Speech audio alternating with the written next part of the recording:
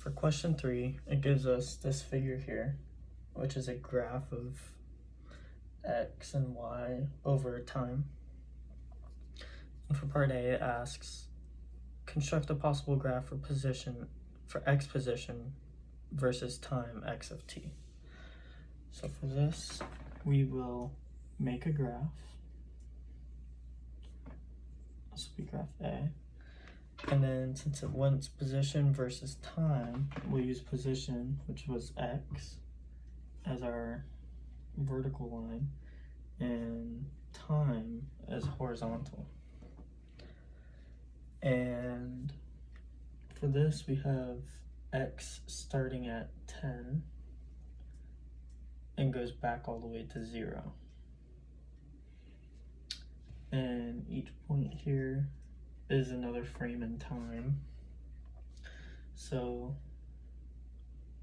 at this point is 10. This is our first point in time. So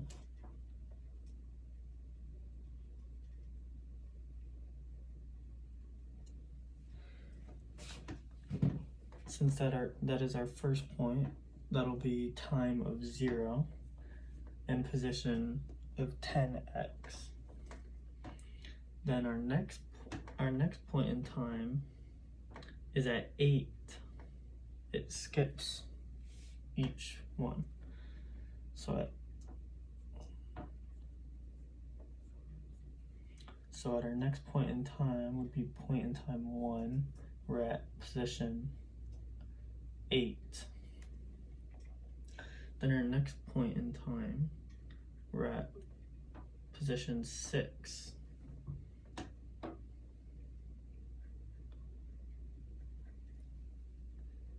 Okay, and then so on and so forth. Then we're at position 4, and then position 2, and then we're back at 0. So if the graph was evenly, it would be a straight horizontal line, something looking like this. Okay, that's the answer for part A. Part B asks us to do the same thing but for the y position. So for the y position, again, we'll have our y-axis be y, x-axis be y of t, and then we start here, so we will be starting at position 0.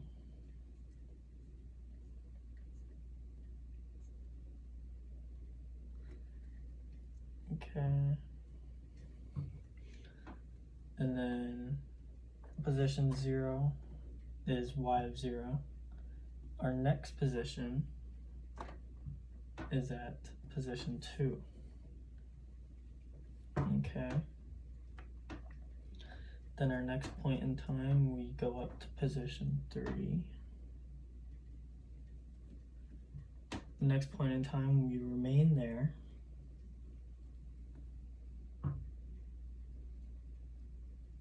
And then next, we go back to position 2. And after that, we are back at 0.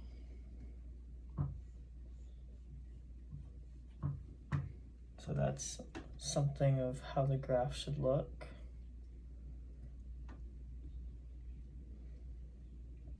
And then for part C, it asks us to do x velocity versus time.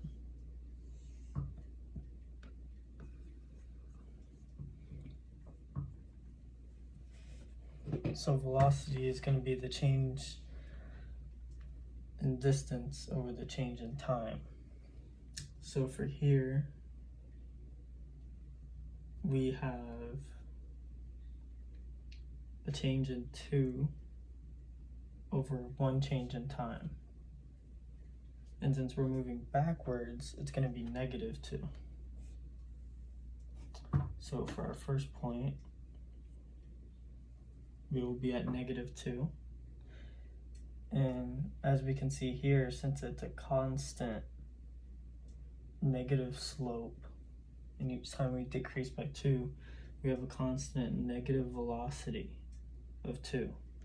We always change 2 points with each change in time. That's with the x position. So we'll have a constant negative line for part C. And that's at -2. For final part, it wants us to find the y velocity versus time. And remember, it's the change in distance over the change in time. So the way we'll do this is look at our first point. We're at we're at y of 0.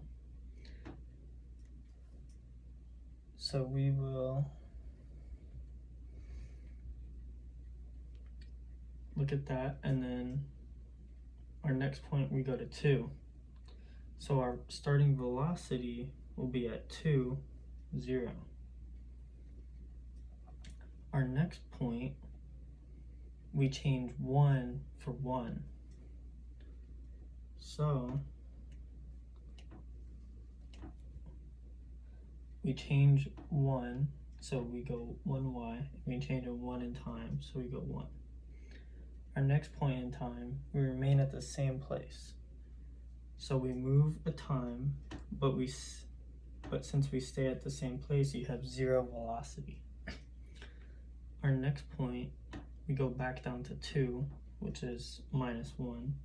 So we have 1 change in time with a -1 velocity. And then for our final point, we go back down 2 to get us to the origin 0, 0. So we have a -2 velocity. So this looks like a constant negative velocity. And that's how to do question number 3.